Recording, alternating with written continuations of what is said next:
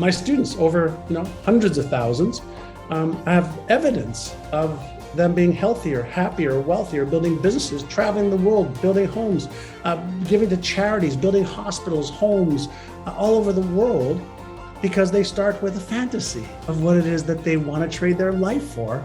And then they become the woman, the man, the child capable of achieving it. And if it's true that our brain is worth at least $100 billion, which it is, then if I just become better at using what I already own,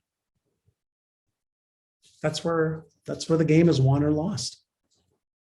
Hello and welcome to the Real Success Show. I'm your host, Candice Mama. If you want to get your life together, your fitness, and reach those massive life goals, then there's no better teacher for you than one of the masters of the secret, John Assaraf. Stay tuned. And before we get into this interview, you know what I'm going to ask you to do. Be sure to like, share, and subscribe so more people will find us. Now, without further ado, here's the one and only John Assaraf. John Assaraf, thank you so much for being on the Real Success Show. Well, it's such an honor and always a pleasure. Thank you for having me on. Oh, John, I read your book, The Answer, years and years ago, and my family, such huge fans of your work. But I'm so curious to know, how do you define yourself? Well, how do I define myself? I think just another human traveler on this journey called life, looking to enjoy myself as much as possible, be more, give more, have more, experience more. And to make sure that at the end of the journey, if I can look back, I just go, yeah, what a great ride. Oh, I love that. And I want to know, has that always been your definition? Around 41 years ago, I was 19, I'm 60 now. I had a really wonderful mentor who started to have me look at life from probably a different perspective. When I was younger, because my parents didn't have a lot of money, they actually had a lot of debt and struggles, and they didn't have a great relationship, and they weren't healthy. I had this view of the world that, financial success was really what it was all about. And don't get me wrong, financial success does help. It gives us some choice freedom and emotional freedom sometimes. And I started to define my life based on, could I use my potential to the greatest possible outcome for me, not comparing myself to anybody else, but maybe seeing what other people have achieved in health and wealth, relationship, career, and business. But I also had a very eye-opening experience when I was 19 with my first mentor, talking to me about, every human is a spiritual expression of the intelligence that created it or us. And that really got me thinking about the intelligence that gives me life, that breathes me, that created everything. And so, when I look to define myself, that's like defining the intelligence in the universe. It's all within me and I'm within it. And that's the same for every human being. So I think it's very hard to define, this spectacular intelligence that everybody is. And so I learned to operate as much as I can from a spiritual realm, not religious, but spiritual, to manage my emotions, which we all have, to focus my mindset, and then to get this physical thing called our body to be in action towards the goals, dreams, experiences that I want to have in the world. So defining myself is really, all around that. How can I get more in alignment with that? I love that. And You said at 19, which is very young for a lot of people to get that kind of Ah, insight and realization. So yeah, after you had that realization, sometimes we know that we can have information, it is so available to us, but to implement it is a very different story. So how long sure. did it take you to really integrate this new being and this new information? Sure. I think it'd be important to also suggest that 19, I had left high school at grade 11. I failed English, failed math, was voted most likely to fail in life by my high school student friends. And I was doing a lot of illegal things with drugs and breaking entries and drinking way too much alcohol and abusing drugs back then. And so my life was a mess. And the reason I met this mentor is my brother was concerned for my life and my well-being, and so were my parents and my sister. And my brother just arranged a luncheon with this guy who was very successful in just about every area of life, I believe. And at lunch, this gentleman asked me, why are you doing all these things? Why aren't you doing more of the good things when you're doing too many of the bad things? I said, I don't know. I just want to make some money in my pocket. I want to fit in. And I don't know how to do it any other way. At the time, I was making $1.65 an hour working in the shipping department, of a computer company. And I told him I didn't know. And he said, well, it's because you're not using your brain the right way.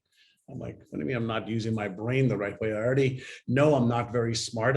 Who fails English and math in grade 7 in the same year? And who gets D's and F's while they're trying really hard? And that was me. And I often joke that I was in the top 1% of my class that made the other 99% possible. So I was in the bottom of my class in every class except for the gym class. So anyway, the point I want to make is at 19, this man asked me, like, if you could achieve whatever you wanted, what would you achieve? And I said, I've never thought about it. And he gave me this document. And literally, it was the 1980 goal setting guide. And there were a bunch of questions on the guide. And the first question was, how much net worth do you want to have?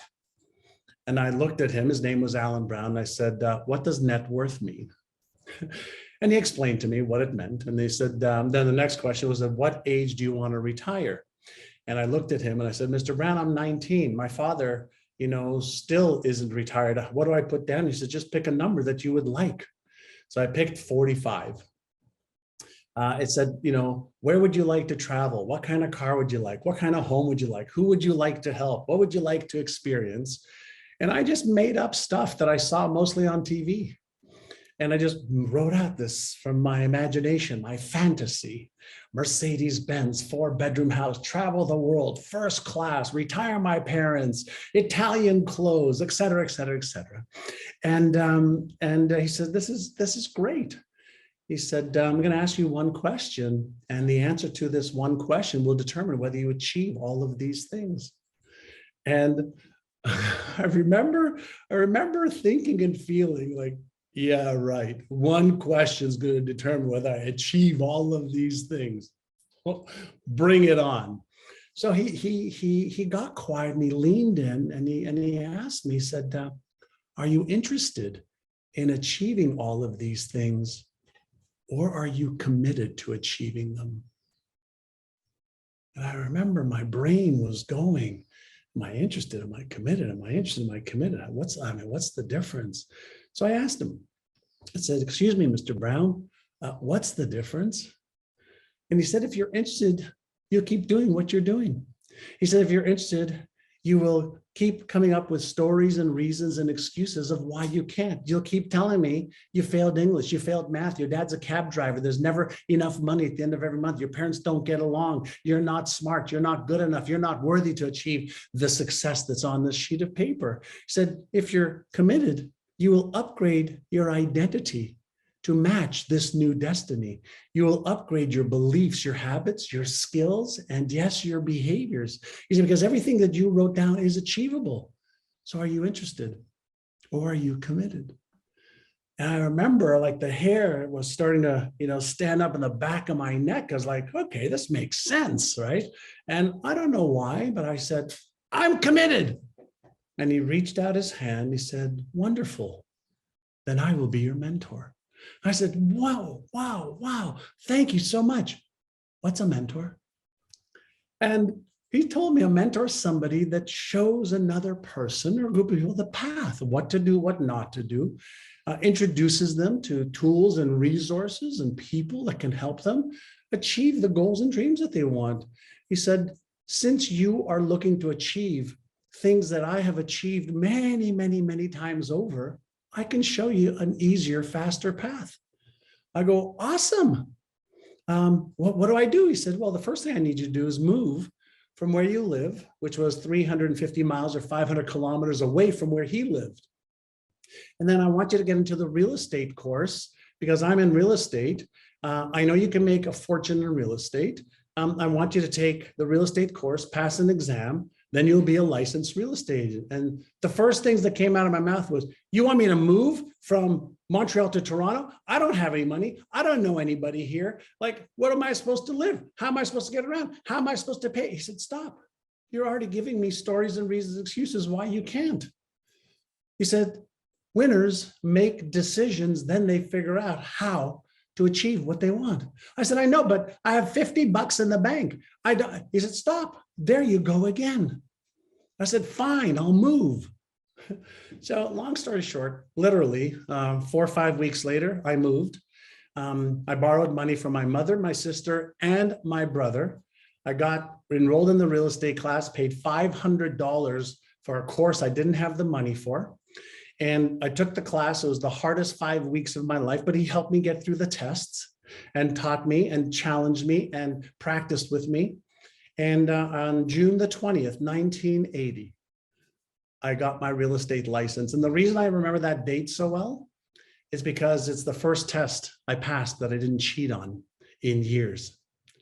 So the power of a mentor, the power of a coach, the power of somebody showing you what to do, what not to do, that happened 41 years ago. And then the answer to your question is, how long did it take?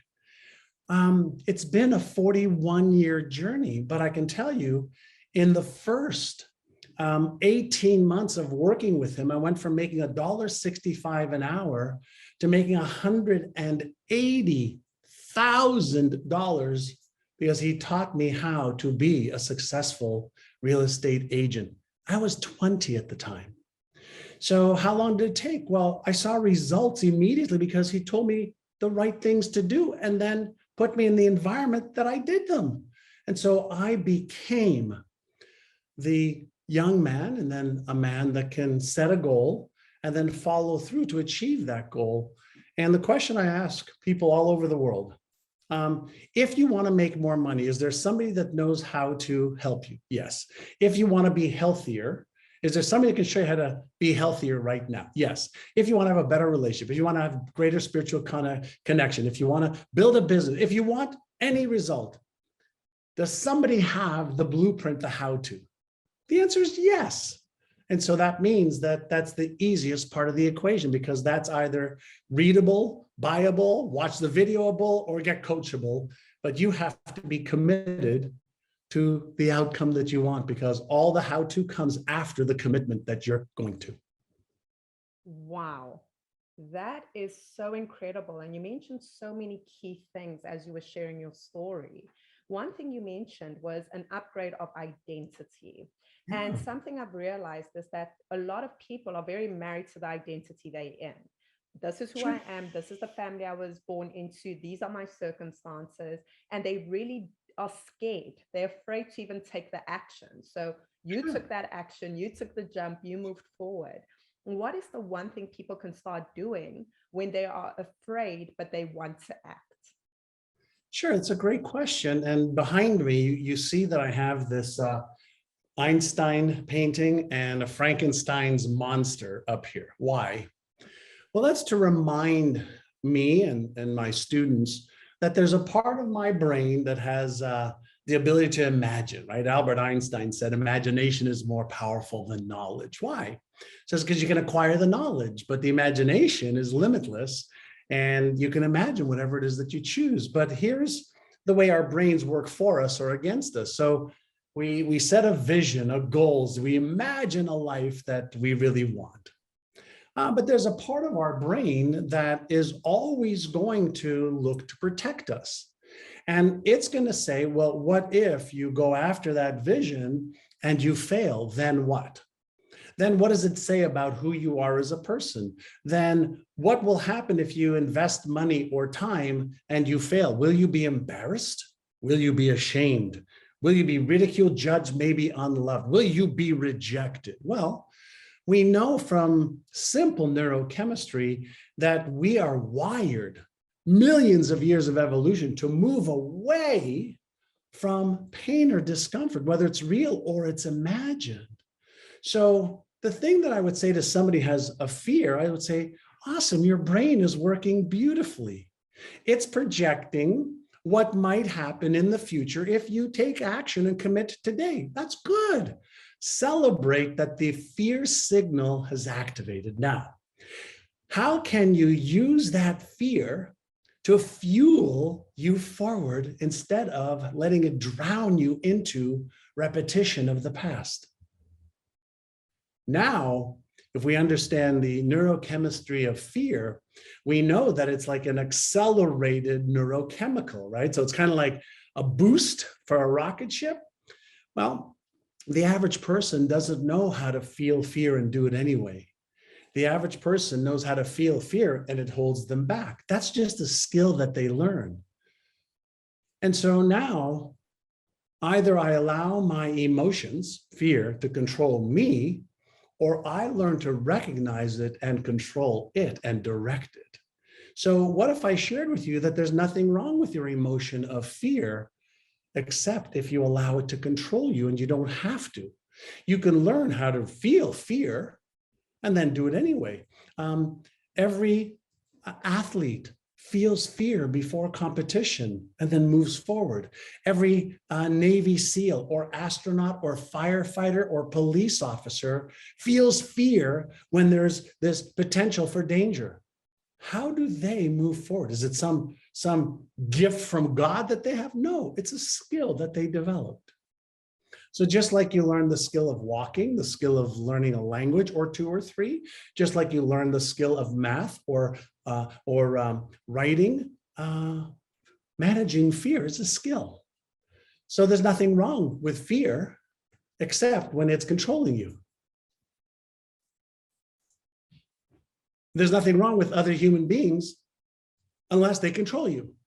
So do you allow other human beings to control you? Well, maybe the answer is yes, maybe no. And when would now be a good time to learn how to stop that? Right? So when we're dealing with emotions, every human being has emotions, and some human beings learn how to manage the emotions better than others. Skills we can learn. And let me just preface something. Every brain functionally works the same. So if every brain functionally works the brain, my question then is, are you using your brain to the best of your abilities? Wow, that is so powerful. Managing your fear, managing your emotions. And speaking about emotions, I want to know, as John Assaraf, who has this wealth of knowledge around state management and, managing how your brain works and how you feel, when things happen like failure, disappointment, life situations, Sure. do you feel the experience and how do you move through it? Yes, I feel the entire spectrum of emotions. I feel disappointed. I feel fear. I feel stress, anxiety, worry, uncertainty, doubt. Of course, I feel that. I'm human and I welcome feeling it. The thing that I have learned to do maybe a little bit better than the average bear is to be aware of the feeling and not get too caught up in the feeling. Why? Well, aren't feelings signals? Let me give you let me just take you over here for just a moment. Imagine you're driving your car. Okay. And everything's going well. You've got the windows down, there's warm air coming in. You feel just so beautiful. Sun is out. There may be the ocean here or the mountains, whichever you prefer. If you're in Cape Town, you'll see both, obviously. Gorgeous, right? And let's say there's a light that pops up on your dash in your car. Have you ever thought of taking a hammer and hitting that light so the light goes out? No, you'd be crazy to, right? Now, what does the light represent? It's a signal. So maybe you're low on air in your front right tire. Maybe when you put stuff in the trunk, you forgot to close, the hood. Maybe, okay, there's a seatbelt off. Maybe you're low on windshield wiper fluid or oil. Aren't those signals something you want to know about?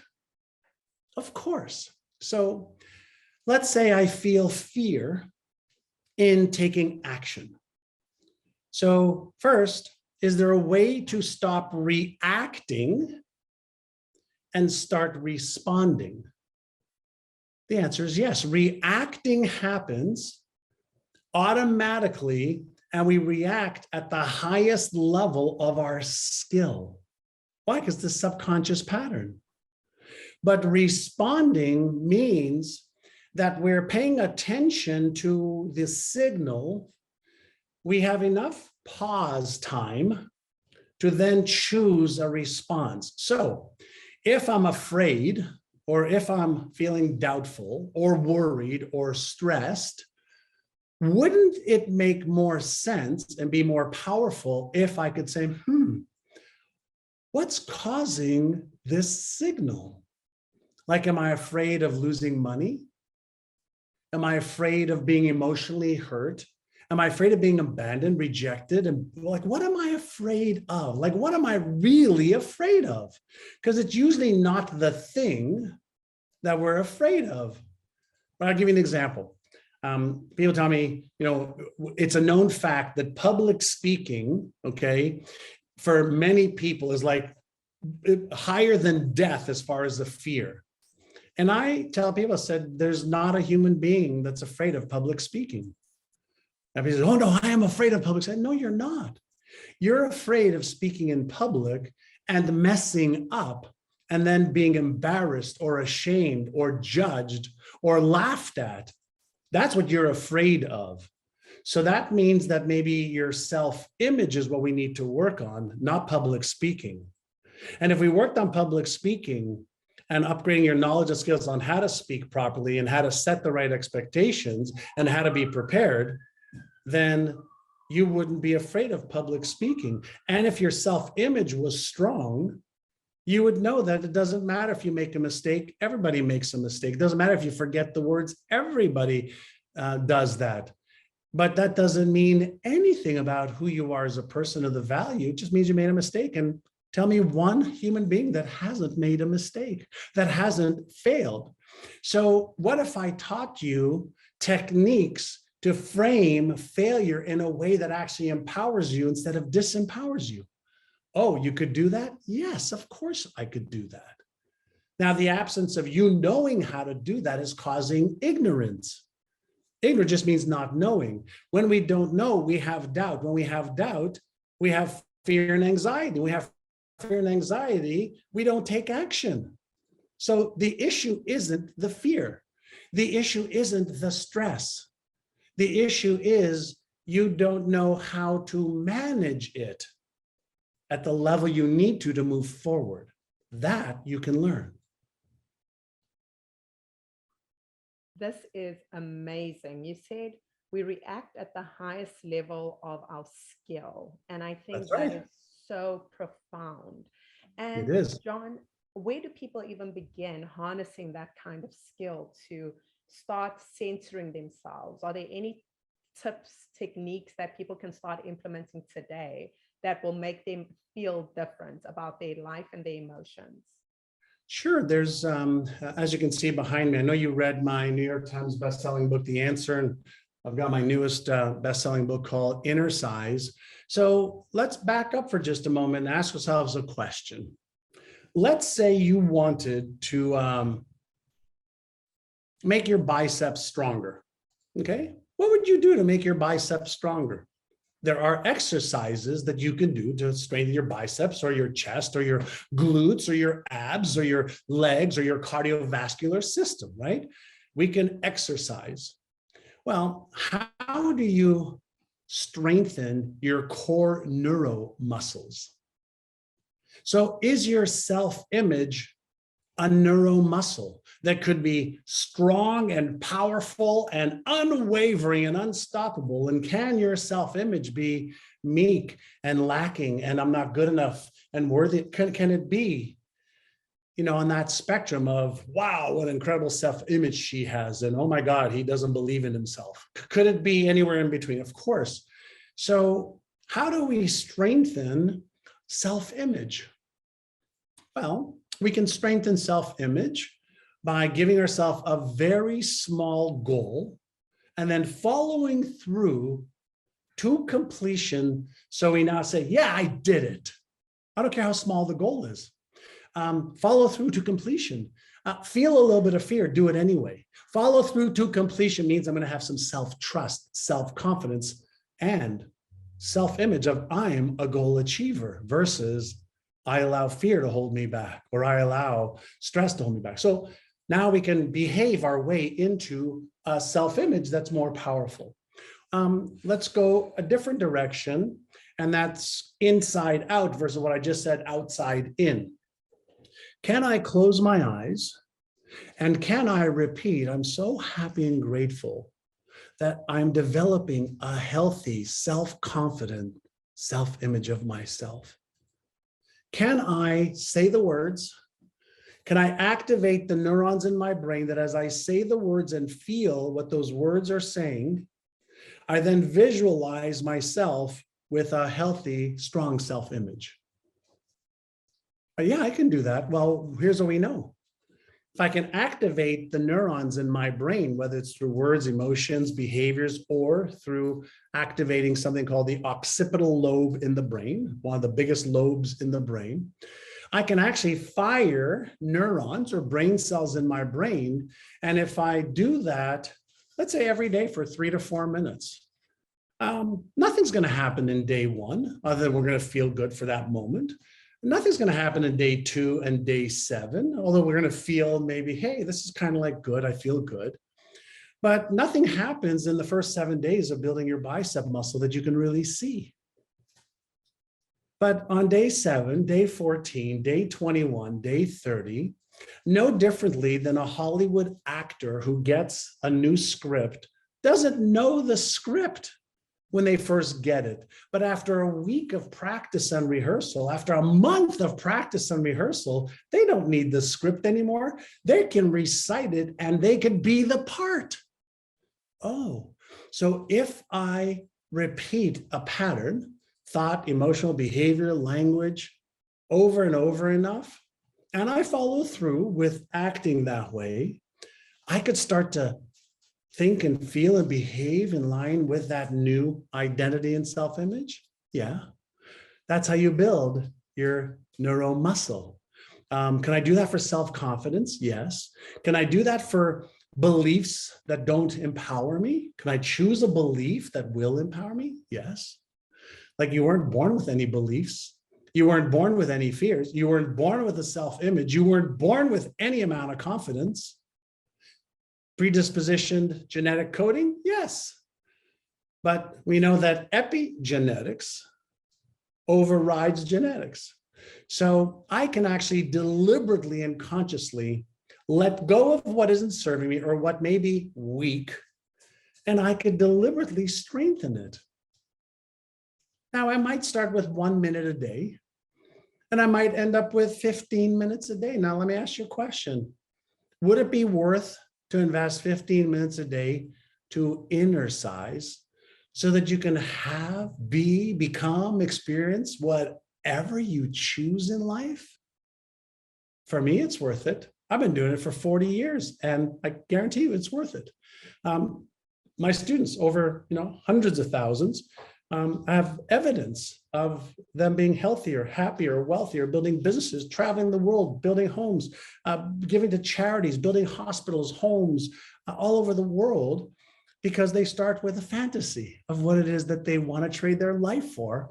And then they become the woman, the man, the child capable of achieving it. And if it's true that our brain is worth at least $100 billion, which it is, then if I just become better at using what I already own, that's where the game is won or lost. Everything in there is just pure gems. I think it's going to change so many people just by applying it. And, John, I'm so curious to know, so you led us down the journey of, discovering your mentor. You go into real estate, and then you study the human brain. I want to know, when did that curiosity peak to you on your journey that I really need to study this thing? When I started my, setting goals, reading them every day, running my fingers across them, recording them, listening to them, changing my habits deliberately, doing the things I didn't want to do until I wanted to do them, I started to achieve results. I was like, what's going on? Like, what happened to me? Right? Like, I'm not supposed to win. I'm not supposed to achieve 10 times more revenue than my father does in a year. That wasn't the initial narrative in the story. So I want to understand what happened to me. And so I started to learn about the subconscious mind. I started to learn about psychoneuroimmunology. I started to learn about the stuff that just fascinated me. 41 years ago, I started on the path, to behavioral neuroscience research and neuropsychology research. And it's really only been in the last 20 years that we know, for example, what does mindfulness practice do in the brain? What circuits are active? What circuits are deactive? What circuits start talking together and networks start working together instead of individually? What happens when we meditate or visualize or use affirmations or declarations and we can now look in a human brain while we are practicing those things. Whereas 20 years ago, we couldn't do that. 30, 40, 50 years ago, we couldn't do that. We now know, when repetition happens in the brain, we know the circuits that are activated, and we know that at a certain point, it goes from conscious competence, where we are practicing to be competent deliberately. We know that between 66 and 365 days, depending on what it is that we're looking to be competent, it goes from conscious effort to a subconscious pattern that just does it on its own with a fraction of the energy. So I've just been fascinated with the human brain and behavior. And I've built several companies over the years. And with my team, for example, when I got into real estate, that was phase one. Then I started, my own real estate company called Remax in Indiana. And many people don't know this, but I actually was in South Africa in 1995 to get Remax started there, just so you know, with Basil Renical and Peter Gilmore. So that's how I know Joburg and Durban and Cape Town. So I spent some time getting it launched there back in 1995. But when I started to build my Remax company in Indiana, I wanted to teach my agents how to shift their identity, how to create the beliefs that would be empowered, how to create the habits that they needed to so they can achieve a greater life for themselves. So when I started to transfer the knowledge and the methodologies to other people, they started to achieve results that they never even thought were possible for them. So I knew I was onto something, as we went from a startup to $4.5 billion a year in sales in 7 years. 1,200 salespeople. Average income went from, I think it was 38,000 to 120,000. And that's just because we worked on the inner game. And so I know that it works. And so I just got fascinated with learning more and more and more and more, and became a hobby that became a passion that I still, practice, research, read, watch today. I mean, that is just mind blowing, literally. And I mean, the South African in me is just delighted, I have to tell you. But John, you've written so many books on different subject matters, but mostly, about the brain and achievement and manifestation. If you had to choose out of your books, is there one where you're like, this is my favorite book, everyone should read this one out of all my babies? If you really want to understand the inner game, the mechanics of how your brain works in layman's terms, like I've been using today, definitely get Inner Size, the new science to unlock your brain's impact, for sure. Because it also comes with 9 brain training audios that I give for free at the end of each chapter. If you have a business, definitely get The Answer, because it integrates some of the brain stuff with business building skills as well. So that one for non-business owners and business owners too, that one for sure right there if you're a business owner, because it's got a combination of both. Oh, I love that. And John, are there any things in your life where it's a little bit of a challenge to achieve it or to manifest it? And you ever sometimes feel like a little like, like, is this going to work this time? Yes. So let me address those 2 questions separately. Whenever I hear the word manifest, I want to make sure that we are in agreement of what that means. So some people, when they hear manifest, think that out of thin air, something just pops into your life and it's like you just won the lottery. And some people do. My father won the lottery twice, $17,000 and $35,000 twice. So I know that, my home in the movie The Secret that I talked about, that I had a vision board and then I ended up buying that house, in a town that I didn't even know where it was or how much the house was. That happened. But in between, like my father bought lottery tickets. I worked my ass off to earn the income to be able to buy a multi-million-dollar home, right? So I want to make sure that people understand that the word manifestation should not mean out of thin air, magic just happened and poof, there was $1 million given to me or a car or a house. It does happen, but that's not the norm. Most people that I teach anyway, when we talk about manifest, we say, okay, from the field, right? From the field of all intelligence, all possibilities are there. Can I have a fantasy? Can I tune into something that I want to achieve? Yes. Can I develop the beliefs required to achieve them? Yes. Can I get emotionally connected to it so that I'm increasing the 100 trillion cells in my body and feeling like what it is that I'm looking to achieve, have, do, or be is happening right now? Yes. Then that's part 1 of, let's say, the law of attraction and manifestation. But there's another law that most people don't talk about. And I don't know whether you've heard of the law of Goya, Goya. I have not. No? Oh, see, this is where the one piece of the combination may be all you need. It's called the get off your ass law. Right? That's the law of Goya, law of attraction plus law of Goya. Wow, magic. I mean, unbelievable magic, especially if you get off your ass and you do the right things in the right order at the right time. So now we have at the physical level, at the mental level, at the emotional level, and at the spiritual level, there's your manifestation, okay, miracle. But don't go praying and hoping and wishing and imagining without moving your feet and taking action. That's delusional. So if you want to manifest spiritual, emotional, mental, and physical, perfect. We're in alignment now. So do I get scared?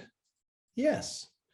But more than scared and fear, I have uncertainty.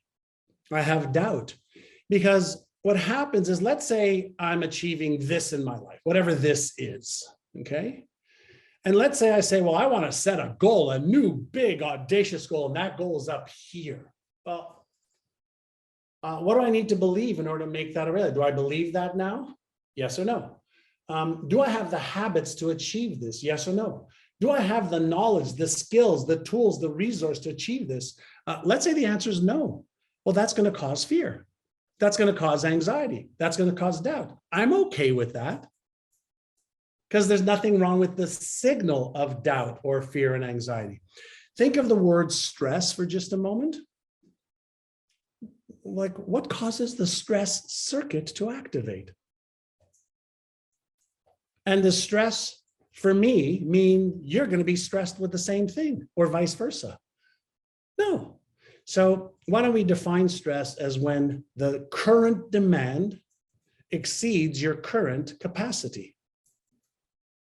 When current demand, mentally, emotionally, physically, spiritually, financially, exceeds your current capacity, the circuit gets activated. Okay? What do I need to learn? What do I need to think? What do I need to feel? What do I need to do? Whose help do I need? I go to those when I feel those things.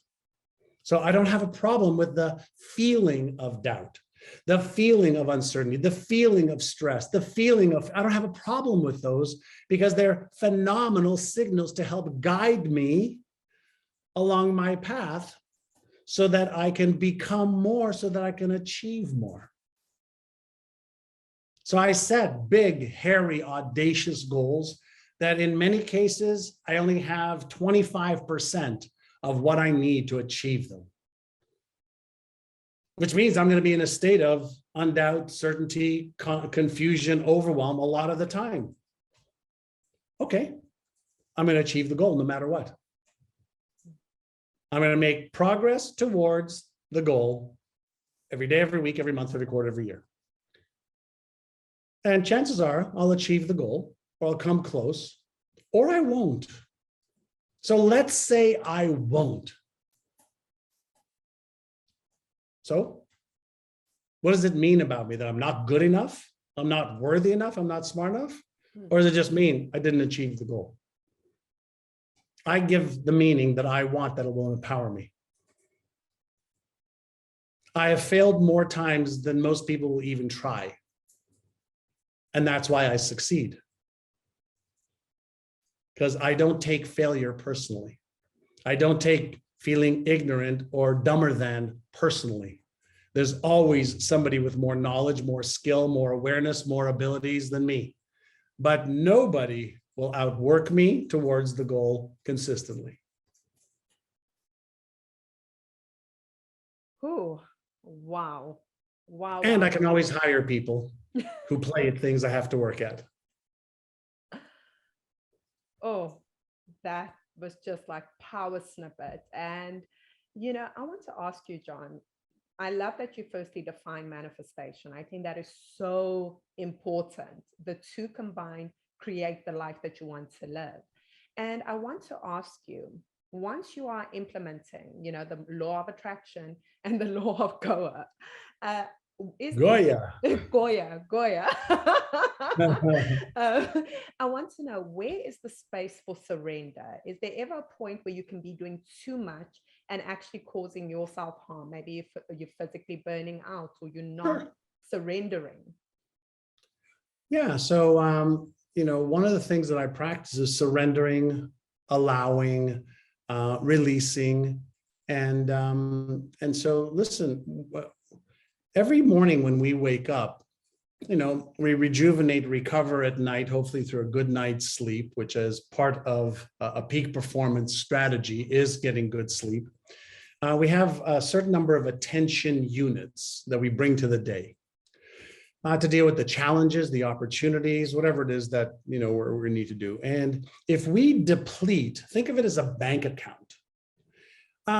Maybe you have an agreement with your bank that you can be overdrawn a little bit, but too much, and they say no more. Well, the exact same thing is true with us. When we go, and we don't replenish, rejuvenate, plug back into the source to, get the battery charged, we end up depleting our mental abilities, our emotional abilities, our physical abilities. So part of all of our focuses should be, how much time do I need off before I really need time off? Right. So it's all about getting into what I call as a high performance pattern, right? So do you have a pattern, for rejuvenating physically? Do you have a pattern for rejuvenating mentally or emotionally? I mean, do you have a pattern? A habit is really what I'm saying. And most people don't have, empowering success habits, right? So I work a lot, but I also take a lot of time off. Right? I have a pattern to rejuvenate. And so when we are focusing on achieving goals, the thing that you recognize is we humans could work and try to achieve stuff all day long, every day for all of our lives. Now, the question is do you have balance and harmony in your life? Right? And a lot of people talk about, balance. I talk about, what a friend of mine many years ago talked about was we're looking to create harmony, right? We want sometimes it's a little bit more of this and sometimes a little bit less of this. And so how do you create that harmony between your health and wealth and family and children or husband or wife or boyfriend or girlfriend or whatever the case might be, where there's this flow that is effort less versus effort more all the time? That is stress less versus stressed more or stressed out. And that takes refining, that takes knowing yourself.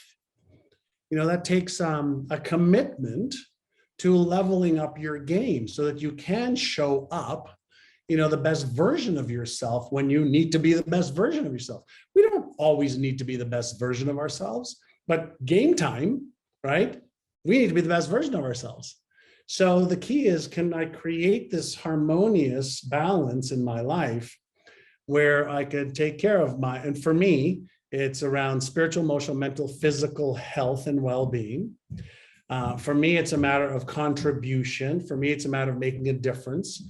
So can I create enough of that so I have time for my family, my health, time for me, alone time, time away, time working and creating. So I've invested a lot of time in my life knowing my flow. Now, my flow may be too little or too much for you. You've got to discover your flow where you're not burning out, because what happens at the stage of burnout, in a lot of cases, burnout is because we've used adrenaline, cortisol, and norepinephrine way too long. And then we have adrenal fatigue and we have an exhaustion that happens. And then the easy stuff becomes really hard and the hard stuff becomes nearly impossible. A little bit of the adrenaline to go up the hill, okay, is what's needed. So we need to have that drive.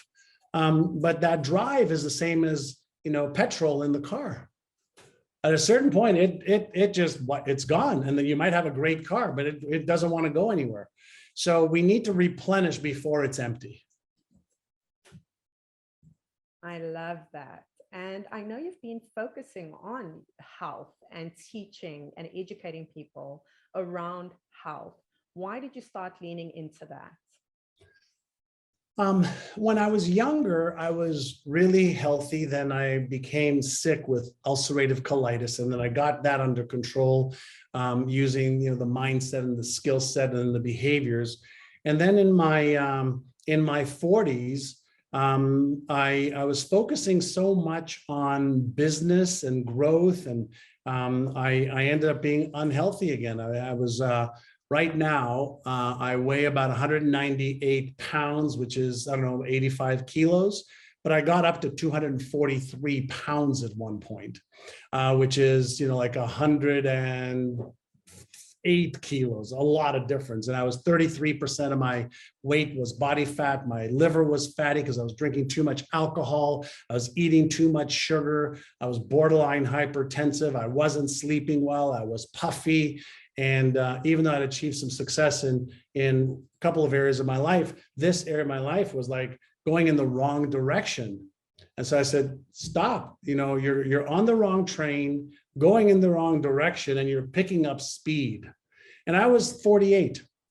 And so I said, I'm going to make a commitment to my health as well and use the exact same brain-based principles and techniques to get myself into the best shape of my adult life.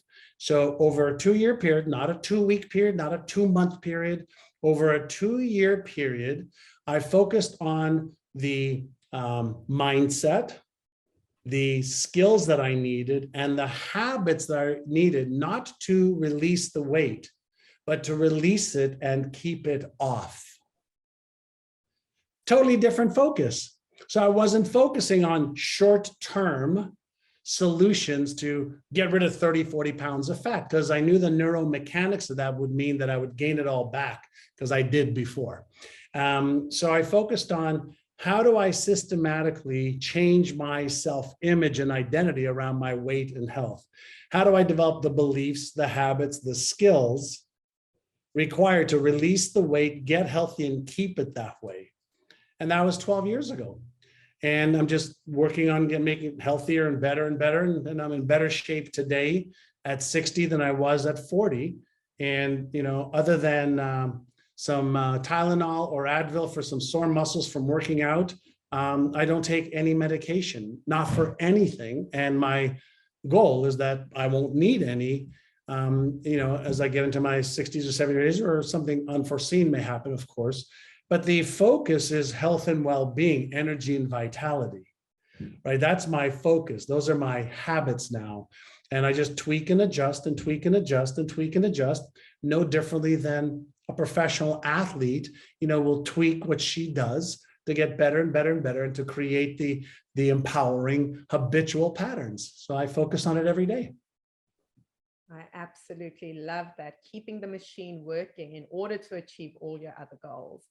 And John, is there something that you're still looking at in the distant future where you're like, I still have this big, hairy, audacious goal? And would you like to share it with us? Yeah. So, I've built, built with neuroscientists, neuropsychologists, some amazing brain training programs, over the last 10 years. And we know that inner sizing works. So we're creating an app right now that will be launching probably in the next 60, 90 days, at least the first version of it, with initially 50 to 100 inner sizes for self-esteem, self-worth, managing emotions, belief, empowering self-talk, etc. And then over the next 2, 3, 4 years, we will be building thousands of inner sizes for men, for women, for children, for self-esteem, self-worth, self-confidence, eliminating limiting beliefs, creating powerful beliefs and habits.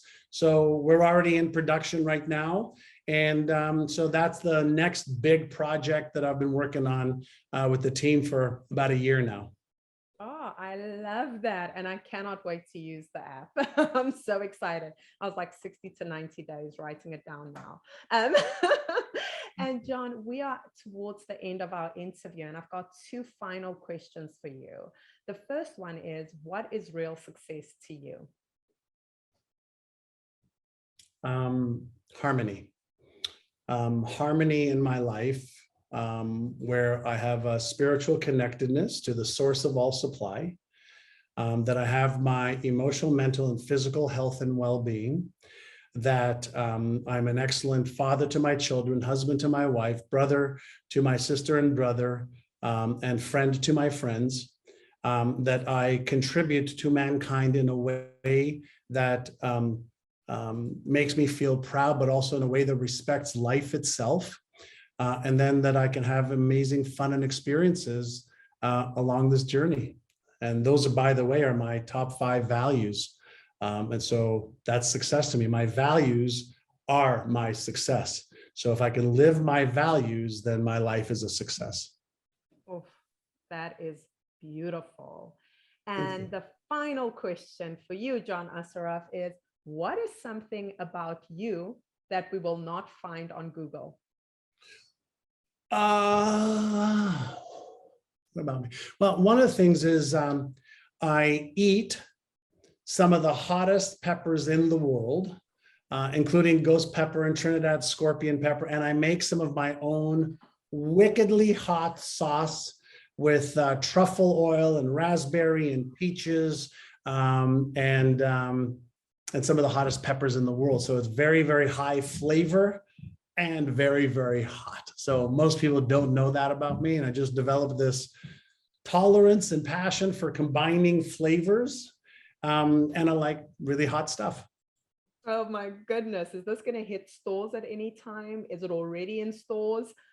The answer is probably not right now. My two sons, Keenan and Noah and I, we were looking to start our own hot sauce company. The name of it was My Dad's Hot Sauce Company. And they were going to build it. And I was going to teach them how to build a company. And then they decided they're not really passionate about it. So we actually have the recipe. We went into the studio. We worked with scientists to create it. We even have a name for it that I won't share because it's phenomenal. Maybe in the future, but not at this time. I'm crossing my fingers because I love hot sauce, but based on what you just said, probably not as much as you. We'll have variations of heat. That will be lovely. John Assaraf, it was such a privilege and a pleasure to talk to you today. Thank you for being here. Thank you so much. I appreciate you very much. That interview was mind-blowing. As usual, make sure to comment and let us know what stood out for you so that we can find you the best teachers. Thank you so much for joining us, and I look forward to serving you again next week.